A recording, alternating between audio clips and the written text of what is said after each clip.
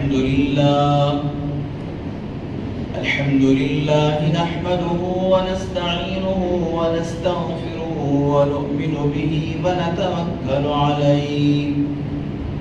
ونعوذ بالله من شرور أنفسنا ومن سيئات أعمالنا من يهده الله فلا مضل له ومن يضلله فلا هادي له ونشهد أن لا إله إلا الله وحده لا شريك له ونشهد أن سيدنا وسندنا وحبيبنا وإمامنا ومولانا محمد وبارك وسلم تسليما كثيرا أما بعد فأعوذ بالله من الشيطان الرجيم بسم الله الرحمن الرحيم لقد من الله على المؤمنين إذ بعث فيهم رسولا وقال تعالى لقد كان لكم في رسول الله أسوة حسنة لمن كان يرجو الله واليوم الآخر صدق الله العظيم وصدق رسوله النبي الكريم اللهم صل على سيدنا مولانا محمد في أول كلامنا اللهم صل على سيدنا مولانا محمد في أوسط كلامنا اللهم صل على سيدنا مولانا محمد في آخر كلامنا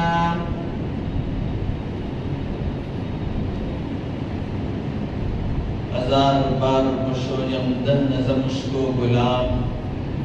ہزار بار خوشویم دہن زمشکو غلام ہنوز نام تو گفتن کمال بے اکبیز معزز سامعین اکرام فرزندان اسلام بہت ہی قابل قدر بزرگوں اور دوستوں ربیع الاول کا مہینہ چل رہا ہے گزشتہ جمعوں میں آپ حضرات نے سرکار دو عالم امام الانبیاء خاتم النبیین سید المرسلین حضرت محمد الرسول اللہ صلی اللہ علیہ وسلم کی ولادت باسعادت سے پہلے جو واقعات ہوئے ان واقعات کو آپ نے سنا اور پھر گزشتہ جمعہ آپ علیہ السلام کی ولادت پر مختصر تذکرہ ہوا آپ علیہ السلام کی ولادت اور آپ کا دنیا میں آنا تمام ہی انسانوں کے لیے رحمت کا ذریعہ برکت کا ذریعہ ہے انسانوں ہی کے لیے نہیں بلکہ ہر مخلوق کے لیے چرند پرند جو کچھ دنیا میں اللہ تعالیٰ کی مخلوق ہے ان تمام مخلوقات کے لیے آپ کی رحمت سے آپ کی ولادت باسعادت سے بہت بڑا خیر اور بہت ساری برکتیں اور بہت سارے عطایا اور بہت ساری داد و دہشت ملی اسی لیے حضرت مولانا حکیم الامت اشرف علی تھانوی نور اللہ برکتہ فرمایا کرتے تھے کہ میں ربیع الاول کو افضل کہوں یا رمضان اس لیے کہ رمضان بھی ربیع الاول کے صدقے میں ملا ربیع الاول میں امام الانبیاء حضرت محمد الرسول اللہ صلی اللہ علیہ وسلم دنیا میں تشریف لائے آپ کی وجہ سے اللہ تبارک و تعالیٰ نے ہمیں قرآن عطا فرمایا شریعت عطا فرمایا شریعت کے احکام عطا فرمائے نمازیں عطا فرمایا روزے عطا فرمایا لہذا جن مہینوں میں ہم روزہ رکھتے ہیں جس مہینے میں ہم روزہ رکھتے ہیں اس مہینے کا نام رمضان ہے تو رمضان بھی اللہ تبارک و تعالیٰ نے امام الانبیاء محبوب کبریا حضرت محمد الرسول اللہ صلی اللہ علیہ وسلم کے صدقے میں عطا ہو۔ الغرض، اللہ کے نبی صلی اللہ علیہ وسلم کی پیدائش اور آپ کی ولادت باسعادت ہونے کے بعد آپ صلی اللہ علیہ وسلم کو آپ کی والدہ نے 2-4 دن دودھ پلایا، اور اس کے بعد ابو لہب جو آپ صلی اللہ علیہ وسلم کا چچا تھا، ان کی ایک باندی تھی جن کا نام سویبہ تھا۔ اللہ کے نبی صلی اللہ علیہ وسلم جب پیدا ہوئے، سب سے پہلے سویبہ نے ابو لہب کو خوشخبری سنائی کہ آپ کے بھائی کے یہاں بیٹا پیدا ہوا، یعنی آپ کو بھتیجا ہوا۔ اس پر ابو لہب اتنا خوش ہوا تو اس نے اسی وقت اپنی باندی سویبہ کو آزاد کر دیا۔ روایتوں کے اندر آتا ہے ابو لہب مردود جب دنیا سے چلا گیا، لوگوں نے خواب میں اس کو دیکھا اور اس سے پوچھا کہ اللہ نے تیرا ساتھ کیا معاملہ فرمایا؟ تو اس نے کہا کہ مجھے سخت عذاب میں جکڑ دیا گیا، اللہ تبارک و تعالیٰ کی طرف سے سخت آزمائشوں میں، مصیبتوں میں، پریشانیوں میں، اس لیے کہ کافر تھا، لیکن میں نے جس انگلی سے اشارہ کر کے سویبہ کو آزاد کیا تھا، نبی محترم حضرت محمد الرسول اللہ صلی اللہ علیہ وسلم کی ولادت کی خوشخبری سن کر ابو لہب نے سویبہ کو آزاد کیا تھا، تو اللہ تبارک و تعالیٰ اس انگلی کے بقدر مجھے عذاب سے روکے رکھا۔ اس انگلی کے بقدر اللہ تبارک و تعالیٰ نے، یعنی جس انگلی سے میں نے اشارہ کر کے سویبہ کو آزاد کیا تھا، تو اس کے بقدر اللہ تبارک و تعالیٰ نے، یعنی میرے پورے جسم پر اللہ کا عذاب ہے، سوائے اس انگلی کے جس انگلی سے میں نے اشارہ کر کے سویبہ کو آزاد کیا۔ اور ایک روایت کے مطابق فرمایا کہ مجھے 2 شنبے کے دن، ایک شنبہ ہفتے کو کہتے ہیں، 2 شنبہ اتوار کو کہتے ہیں، وہ واقعہ 2 شنبے کے دن مجھے عذاب، میرے اوپر جو عذاب ہوتا ہے اس عذاب کے اندر تخفیف کر دی جاتی ہے۔ وجہ یہ ہے کہ میں نے سویبہ کو امام الانبیاء حضرت محمد الرسول اللہ صلی اللہ علیہ وسلم کی پیدائش کی خوشخبری دینے پر آزاد کیا تھا۔ میرے دوستوں، حضرت سویبہ جو کہ ابو لہب کی باندی تھی، انہوں نے بھی آپ صلی اللہ علیہ وسلم کو چند دن دودھ پلایا، اور حضرت سویبہ نے حضرت حمزہ رضی اللہ تعالیٰ عنہ کو بھی دودھ پلایا، جس کی وجہ سے حضرت حمزہ رضی اللہ تعالیٰ عنہ جو کہ سید الشہداء ہیں، تمام شہیدوں کے سردار ہیں، غزوہ احد کے اندر حضرت حمزہ رضی اللہ تعالیٰ عنہ کو شہید کیا گیا اور ان کے جسم کے 13 ٹکڑے بنائے گئے۔ اللہ کے نبی صلی اللہ علیہ وسلم حضرت حمزہ رضی اللہ تعالیٰ عنہ کے انتقال پر بہت ہی زیادہ پریشان ہوئے اور آپ کو تکلیف پہنچی۔ حضرت حمزہ رضی اللہ تعالیٰ حضور پاک صلی اللہ علیہ وسلم کے چچا بھی ہیں اور آپ کے رضائی بھائی بھی ہیں، یعنی جس سویبہ نے حضور پاک صلی اللہ علیہ وسلم کو دودھ پلایا، انہوں نے ہی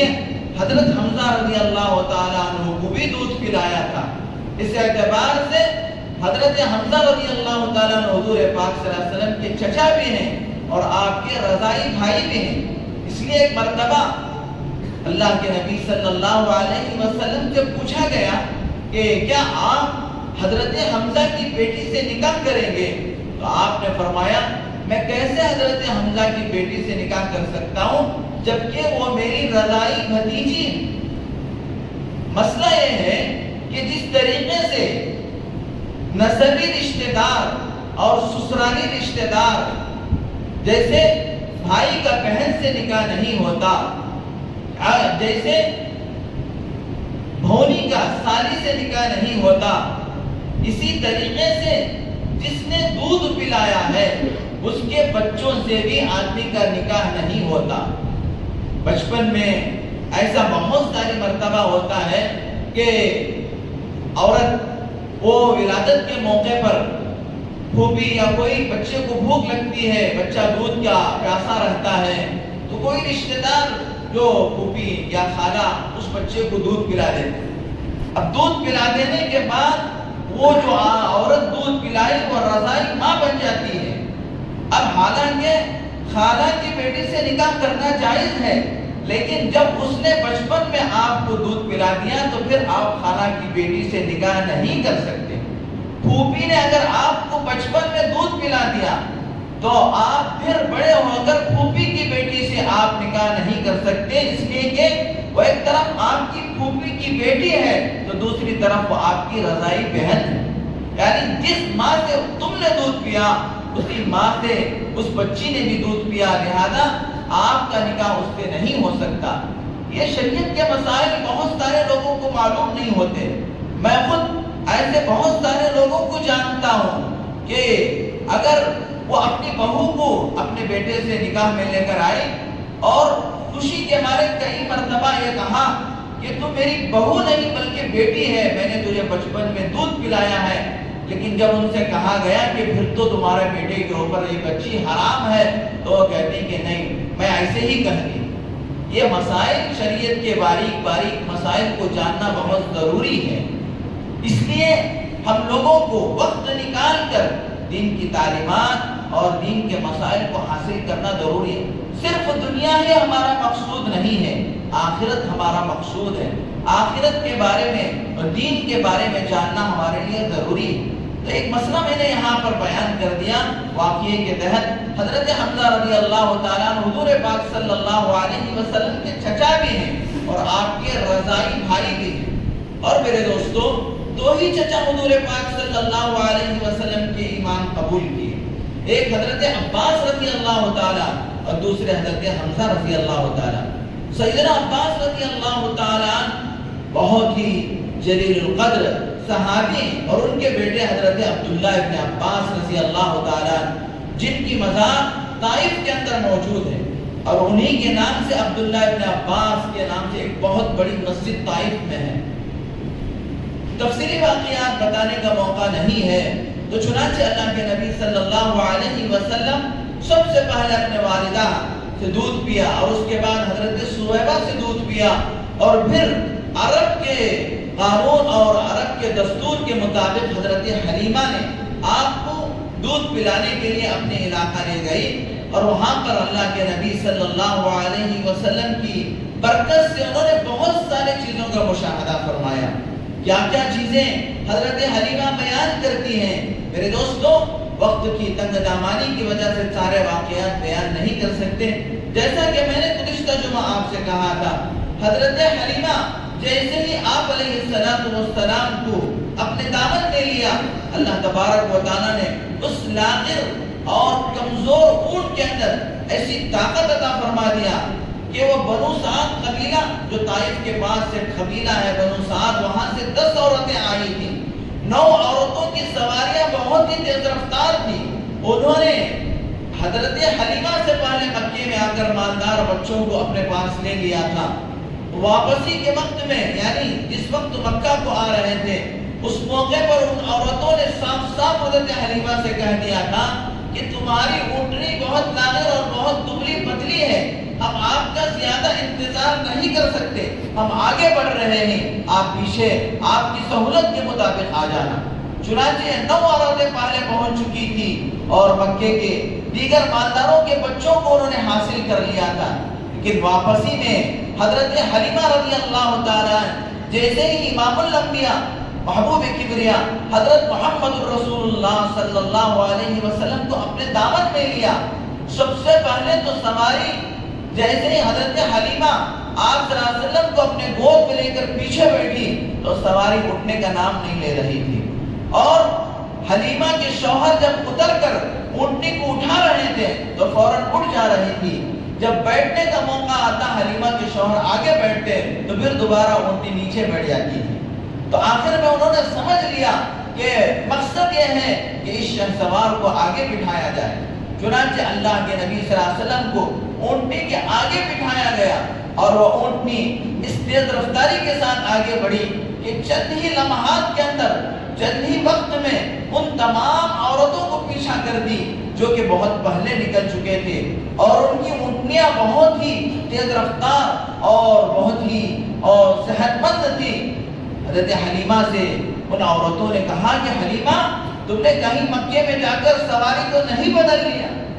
تم نے مکے میں جا کر دوسری اونٹ تو نہیں خرید لیا؟ تو حضرت حلیمہ نے اتنا پیارا جواب دیا میرے دوستو، حضرت حلیمہ نے کہا سواری نہیں بدلا، سوار بدلا ہے،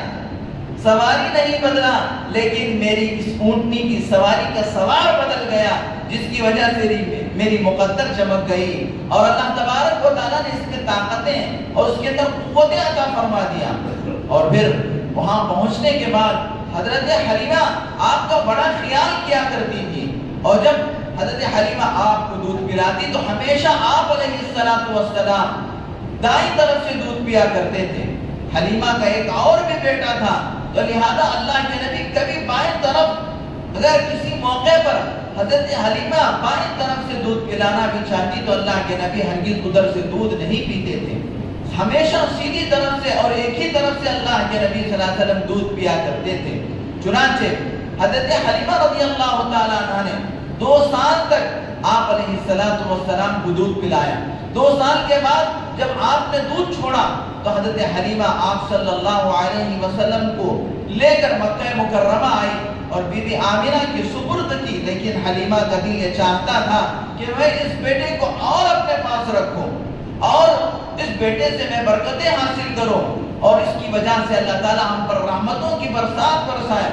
اتفاق سے اس موقع پر مکہ مکرمہ کے اندر ایک وبا، ایک بیماری جیسے کہ بخار نزلے کی بیماری پھیلی ہوئی تھی، تو حضرت حلیمہ نے اسی کو بہانہ بنا کر کہا کہ چند دن اس بچے کو یہ وبا ختم ہونے تک، یہ بیماری ختم ہونے تک میں اپنے ہی پاس رکھوں تاکہ بچے کو صحت ملے۔ تو حضرت آمنہ نے بھی یہی مناسب سمجھا کہ میرا بیٹا کہیں بیمار نہ ہو جائے، تو دوبارہ حضرت حلیمہ اللہ کے نبی صلی اللہ علیہ وسلم کو اپنے قبیلے لے آئی۔ 4 سال اللہ کے نبی صلی اللہ علیہ وسلم نے حضرت حلیمہ کے یہاں رہے۔ جب اللہ کے نبی صلی اللہ علیہ وسلم نے دیکھا کہ آپ کے رضائی بھائی بکریوں کو چرانے کے لیے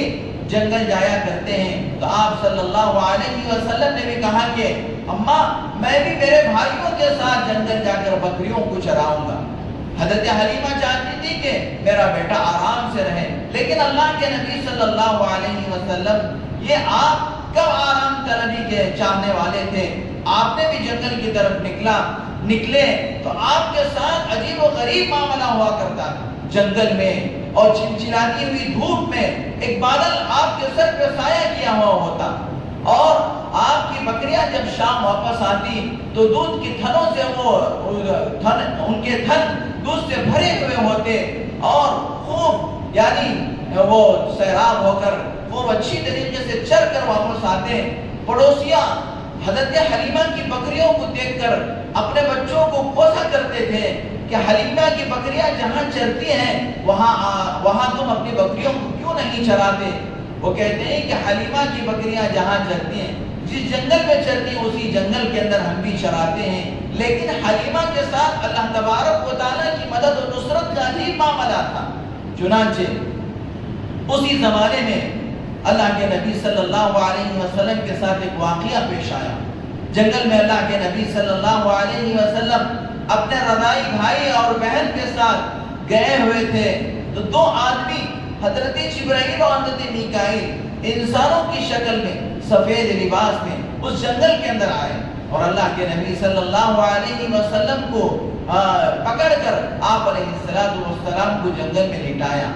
اور لٹا کر آپ کے سینے مبارک کو چاک کیا۔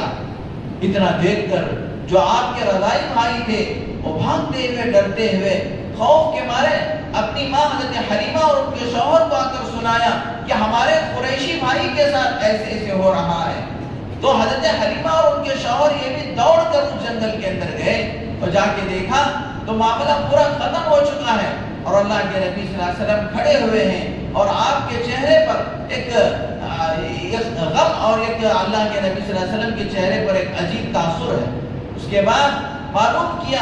معلوم ہوا کہ آپ صلی اللہ علیہ وسلم کے پاس اللہ کی طرف سے 2 فرشتے آئے ہوئے تھے، اور آپ کے سینے مبارک کو چاک کر کے اللہ تبارک و تعالیٰ نے فرشتوں کے ذریعے آپ کے قلب اطہر کو دھویا گیا، اور اس قلب کے اندر، ہر انسان کے اندر کیا ہے، کوئی تھوڑا سا نفسانیت کا مادہ ہوتا ہے، برائیوں کی طرف مائل ہونے کا مادہ ہوتا ہے، تو اس کو آپ صلی اللہ علیہ وسلم کے قلب اطہر سے نکال کر پھر آپ صلی اللہ علیہ وسلم کے سینے مبارک کو جیسے کہ ویسا کر دیا گیا، اور اس پر آپ کو کوئی تکلیف اور کوئی اذیت نہیں پہنچی، اس لیے کہ اللہ کی جانب سے تھا۔ اور اللہ تبارک و تعالیٰ قادر مطلق ہے، وہ جیسے چاہے جو چاہے کر سکتے ہیں، اور اس طریقے سے آپ کا جو شق صدر ہوا، آپ کے سینے مبارک کو چاک کر کے آپ کے قلب اطہر کو جو دھویا گیا، حدیث کے اندر اس کو شق صدر کہتے ہیں، سینے کو چاک کرنا۔ یہ آپ کی زندگی میں 4 مرتبہ پیش آیا۔ ایک تو آپ جب بچپن میں تھے، حلیمہ کے یہاں تھے، اور دوسرا آپ کی جب عمر 10 سال کی ہوئی اس موقع پر، اور اس تیسری مرتبہ جب آپ کو بعثت عطا فرمائی گئی، نبوت عطا فرمائی گئی اس موقع پر، اور چوتھی مرتبہ جب آپ کو معراج ہوئی تو آپ علیہ السلام حتیم میں آرام فرما رہے تھے، وہاں حضرت جبرائیل علیہ السلام اور حضرت میکائیل علیہ السلام آ کر آپ علیہ السلام کے قلب اطہر کو نکال کر سونے کا تشت لائے ہوئے تھے، لیکن دھونے کے لیے زمزم کا پانی استعمال کیا گیا۔ اسی سے محدثین فرماتے ہیں کہ جب اللہ تعالیٰ نے تشت جب جنت سے روانہ فرمایا تو پانی بھی اللہ تبارک و تعالیٰ جنت سے بھیج سکتے تھے، لیکن یہ زمزم کا پانی یہ تمام پانیوں میں سب سے بہتر اور سب سے اعلیٰ ہے، اور یہ جنت کی نہر تسنیم سے زمزم کا پانی جاری ہو کر دنیا میں آ رہا ہے۔ اس کی اللہ تبارک و تعالیٰ کے یہاں بہت بڑی قدر و قیمت ہے۔ یہ زمزم کا پانی ایسا ہے کہ اللہ کے نبی صلی اللہ علیہ وسلم نے فرمایا، ماء زمزم لما شرب فیہ، زمزم کا پانی جس نیت سے، جس ارادے سے تم پیتے ہو، اللہ تبارک و تعالیٰ تمہارے ارادے کو، تمہاری نیت کو پورا فرماتے ہیں۔ اور سونے پہ سہاگا کہ زمزم کا پانی پہلے ہی سے خیر و برکت کی چیز تھی، لیکن حجۃ الوداع کے موقع پر امام الانبیاء خاتم النبیین حضرت محمد الرسول اللہ صلی اللہ علیہ وسلم زمزم کا ڈول منگوایا، اور آپ صلی اللہ علیہ وسلم اس ڈول سے پانی نوش فرمایا۔ صحابہ اکرام آپ کی طرف جھانک جھانک کر اور اپنی گردنوں کو اونچی کر کر کے دیکھ رہے تھے کہ اللہ کے نبی اپنا چھوٹا ہوا پانی ہمیں عطا فرمائیں گے، لیکن اللہ کے نبی صلی اللہ علیہ وسلم پہ قربان جائیے، امام الانبیاء خاتم النبیین رحمت للعالمین صلی اللہ علیہ وسلم نے اپنے اس چھوٹے ہوئے پانی کو، اپنے اس پانی کو جس سے اللہ کے نبی صلی اللہ علیہ وسلم نے پیا تھا، اس ڈول کو دوبارہ صحابہ سے فرمایا کہ اس ڈول کو لے جا کر زمزم کی کنویں میں ڈال دو، تاکہ میرے چھوٹے ہوئے پانی سے میری امت بھی محروم نہ ہو۔ قیامت تک جو میری امت آئے گی، میرے دوستوں، زمزم کا پانی، وہ زمزم کا پانی ہے ہی بہت ہی مقدس، سونے پہ سہاگا، یہ اللہ کے نبی صلی اللہ علیہ وسلم کا چھوٹا ہوا پانی ہے، یہ اللہ کے نبی صلی اللہ علیہ وسلم کا بچا ہوا پانی ہے، تو پھر میرے دوستو اس میں خیر و برکت کیوں نہیں ہوگی؟ اللہ کے نبی صلی اللہ علیہ وسلم جب 4 سال کے ہو گئے تو حضرت حلیمہ نے آپ علیہ السلام کو اپنی والدہ حضرت آمنہ کے سپرد کرنے کے لیے آئی، اور حضرت آمنہ کے سپرد کیا۔ اللہ کے نبی صلی اللہ علیہ وسلم اپنے والدہ کے پاس رہ رہے تھے۔ 6 سال کے جب آپ صلی اللہ علیہ وسلم کی عمر شریف 6 سال کی ہوئی، حضرت آمنہ کو خیال ہوا کہ اس میرے پیارے سے بیٹے کو لے جا کر میں اپنے خاندان میں، اپنے میکے میں دکھاؤں کہ اللہ نے مجھے کتنا حسین بیٹا عطا فرمایا ہے، اگرچہ کہ میرا شوہر دنیا سے جا چکا ہے، یہ میرا بیٹا یتیم ہے، لیکن اللہ نے اس بیٹے کے اندر کیا خیر و برکت رکھا ہے، کیا خوبی رکھا ہے، کیسے حسن و جمال عطا فرمایا ہے، اور اللہ تبارک و تعالیٰ نے اس کی کیسے بہترین اخلاق بنائے ہیں، میں اپنے میکے میں جا کر اس بیٹے کو دکھاؤں۔ تو حضرت آمنہ نے آپ علیہ السلام کو لے کر مدینہ پہنچی۔ حضرت آمنہ کا میکہ مدینہ تھا، آپ علیہ السلام مدینے میں آئے، 1 مہینہ اپنے ننیال میں آپ نے قیام فرمایا۔ قیام فرمانے کے بعد حضرت آمنہ نے پھر دوبارہ اپنے مکہ مکرمہ کو واپس اللہ کے نبی صلی اللہ علیہ وسلم کو لے کر آئی تو میرے دوستوں حضرت آمینہ کے ساتھ ام ایمن بھی تھی جو کہ حضرت عبداللہ جو اللہ کے نبی صلی اللہ علیہ وسلم کے والد ہیں. میں نے گزشتہ جمعہ میں بتایا تھا کہ اللہ کے نبی صلی اللہ علیہ وسلم کے والد محترم جب انتقال ہوئے تو آپ نے چند بکریاں اور ایک باندی ام ایمن چھوڑ کر دنیا سے گئے تھے. اسی ام ایمن کے ساتھ آمینہ اپنے بیٹے حضرت محمد الرسول اللہ کو لے کر واپس آ رہی تھی. مقام ابوا پر پہنچی تو میرے دوستو اللہ تبارک و تعالیٰ کا فیصلہ آ گیا اور اللہ تبارک و تعالیٰ نے حضرت اسرائیل کو بھیجا اور حضرت آمینہ اسی مقام ابوا پر انتقال کر گئی. میرے دوستو میرے پیارے آقا پہلے ہی سے باپ کا سہارا اٹھ چکا تھا, سفر کی حالت میں ہے. اللہ کے نبی صلی اللہ علیہ وسلم صرف اپنی والدہ اور ام ایمن کے ساتھ آ رہے ہیں, مدینے سے مکے کی طرف لوٹ رہے ہیں, راستے میں ہیں, کوئی آپ کے ساتھ اور نہیں ہے. اللہ تبارک و تعالیٰ نے آپ کی والدہ کو دنیا سے بلا لیا, آپ پردہ فرما گئے. بس ایک چھوٹا سا 6 سال کا بچہ, تصور کیجئے کہ اس بچے کے دل پہ کیا گزرا ہوگا. اور ایک عورت ام ایمن, میرے دوستو ان دونوں نے ان کی تجہیز و تکفین کی اور حضرت ام ایمن کے ساتھ اللہ کے نبی صلی اللہ علیہ وسلم مکہ تشریف لے آتے ہیں. عبد المطلب باحیات ہوتے ہیں, جب دیکھتے ہیں کہ میرے اس چھوٹے سے پوتے کے سر سے باپ کا سایہ بھی اٹھ چکا, ماں کا سایہ بھی اٹھ چکا, عبد المطلب اپنے پوتے کو سینے سے لگا لیتے ہیں اور بڑی محبت کے ساتھ عبد المطلب آپ کو پالتے ہیں, پرورش کرتے ہیں. کتابوں کے اندر لکھا ہے عبد المطلب مکے کے متولی تھے, مکے کے ذمہ دار تھے, خانہ کعبہ کے ذمہ دار تھے. کبھی اپنے اس پیارے سے بیٹے کو لے جاتے اور حضرت عبد المطلب کے مکہ مکرمہ کے اندر خانہ کعبہ کے اندر ایک مسند تھی, ایک بیٹھنے کی جگہ تھی, اس لیے کہ وہ متولی تھے. تو اس جگہ پر کوئی آدمی جایا نہیں کرتا تھا, یہاں تک کہ عبد المطلب کے بیٹے بھی اس جگہ کے آزو بازو میں بیٹھا کرتے تھے. لیکن پیارے آقا جاتے تو عبد المطلب اپنے اس پوتے کے لیے, اس پیارے سے پوتے کے لیے اپنی نشست کو خالی کر دیتے تھے. اور اللہ کے نبی صلی اللہ علیہ وسلم کو کبھی خانہ کعبہ کی دیوار سے لگا کر بٹھا کر اللہ سے دعائیں کرتے, اے اللہ اس بچے کی برکت سے ہمیں رحمتوں کی برسات برسا. تو اللہ تبارک و تعالیٰ رحمت کی برسات برساتا اور بڑے پیار و محبت سے اللہ کے نبی صلی اللہ علیہ وسلم کے حضرت عبد المطلب نے پرورش فرمائی. لیکن میرے دوستو اللہ کو کچھ اور ہی منظور تھا. جب آپ کی عمر شریف صرف 8 سال کی ہوئی تو دادا کا سایہ بھی دنیا سے اٹھ گیا, آپ کے سر سے اٹھ گیا. اور پھر حضرت عبد المطلب انتقال کے وقت اپنے بیٹے ابو طالب کو وصیت کی کہ میرا جو ایک بیٹا ہے, میرا یہ بیٹا محمد, یہ مجھے بہت پسند ہے, میں اسے جی جان سے میں محبت کرتا ہوں, تم اس کی اچھی طرح دیکھ ریکھ کرنا, اس کی پرورش کرنا. چنانچہ ابو طالب آپ علیہ السلام کو اپنی پرورش میں لیتے ہیں. لیکن میرے دوستو ابو طالب بھی آپ علیہ السلام کو اپنے بیٹوں سے زیادہ چاہتے ہیں. آپ کی ہر بات کو اور ہر چیز کو اللہ کے نبی صلی اللہ علیہ وسلم کے ہر بات کو مقدم رکھتے ہیں, اپنے بیٹوں سے زیادہ چاہتے ہیں. چنانچہ اللہ کے نبی صلی اللہ علیہ وسلم نے دیکھا کہ ابو طالب کثیر العیال ہیں, بہت سارے ان کی اولاد, بہت سارے ان کے بچے, لیکن ایک آدمی کمانے والے. تو اللہ کے نبی صلی اللہ علیہ وسلم, چھوٹی سی عمر ہے, 12 سال کی عمر ہے اللہ کے نبی صلی اللہ علیہ وسلم کی. اس عمر میں اللہ کے نبی اپنے چچا جب ملک شام کا سفر تجارت کے غرض سے کرتے ہیں, وہ ملک شام میں جا کے تجارت کیا کرتے تھے, تو اپنے چچا سے فرماتے ہیں کہ اے میرے چچا میں بھی آپ کے ساتھ چلوں گا, میں بھی آپ کے ساتھ چلوں گا, آپ کا ہاتھ بٹاؤں گا, آپ کی مدد کروں گا. ابو طالب کہتے ہیں کہ بیٹا تم چھوٹے ہو, یہاں آرام سے رہو. اللہ کے نبی فرماتے ہیں نہیں چچا, آپ کے بغیر میں نہیں رہ سکتا, میں آپ کے ساتھ چلوں گا. چنانچہ اللہ کے نبی صلی اللہ علیہ وسلم اپنے چچا ابو طالب کے ساتھ روانہ ہوتے ہیں اور بصرہ پہنچتے ہیں. تو وہاں ایک جگہ پر خیام کرتے ہیں.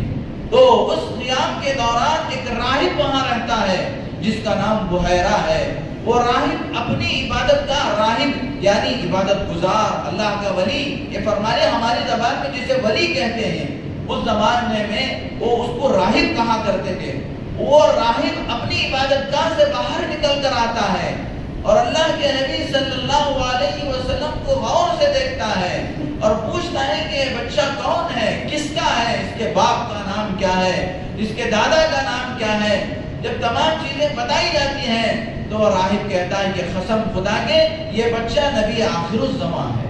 یہ بچہ نبی آخر الزمان ہے، اور میں ایسے ہی نہیں کہہ رہا ہوں بلکہ میں اپنی عبادت گاہ سے جھانک کر دیکھ رہا تھا۔ جب تمہارا قافلہ آ رہا تھا تو میں دیکھ رہا تھا، عجیب تماشا دیکھ رہا تھا، عجیب چیزیں میں دیکھ رہا تھا کہ کوئی درخت اور کوئی پتھر ایسا نہیں تھا جس کے پاس سے بچہ گزرے اور وہ جھک جھک کر اس کے لیے سلام نہ کرے،